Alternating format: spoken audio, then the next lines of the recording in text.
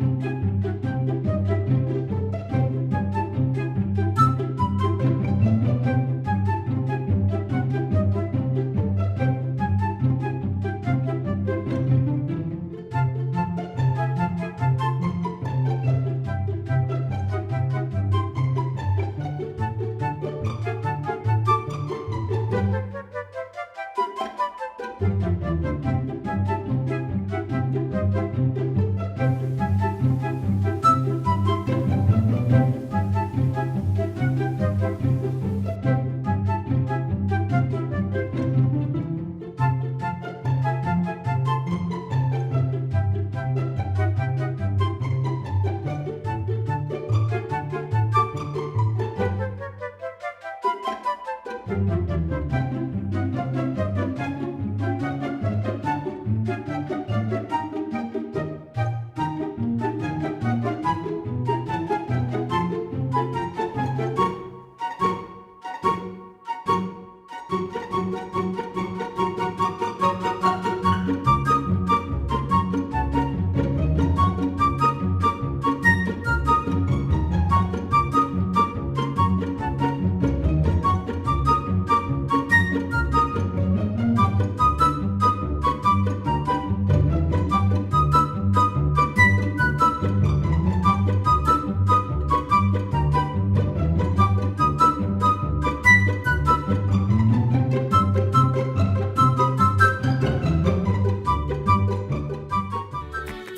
ขียวไหมคะ ที่จริงอะเปลี่ยนฝาได้ ก็จะมีฝาอันนี้แล้วก็อีกฝาอันหนึ่งไว้สำหรับพกพาไปแต่เราดูนี้พอปั่นเสร็จแล้วเราก็กินเลยดีกว่านะคะเพราะว่ามันดีกว่า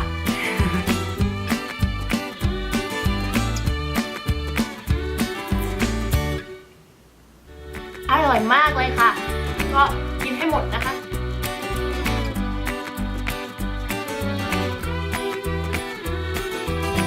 เนี่ยมีแต่กากใยแล้ววิตามินและหลายๆอย่างอร่อยมากคือพันธุ์ดีขับถ่ายดีสุขภาพแข็งแรงแนะนำไปทำได้เลยค่ะหมดแล้วค่ะก็ไปทำได้ง่ายๆที่บ้านไม่กี่นาทีก็เสร็จแล้วนะคะก็อย่าลืมล้างผักแล้วก็หั่นเป็นชิ้นเล็กๆนะคะแล้วแต่ก็เดี๋ยวไว้มีน้ำอะไรแปลกๆเดี๋ยวจะมาลองทำดูนะคะแล้วเดี๋ยวมาแชร์กันก็เสร็จแล้วไม่ต้องเก็บกวาดอะไรมากด้วยเพราะว่ามันมีน้ำมันก็เราเจอกันใหม่ครั้งหน้านะคะถ้าอยากลองให้ท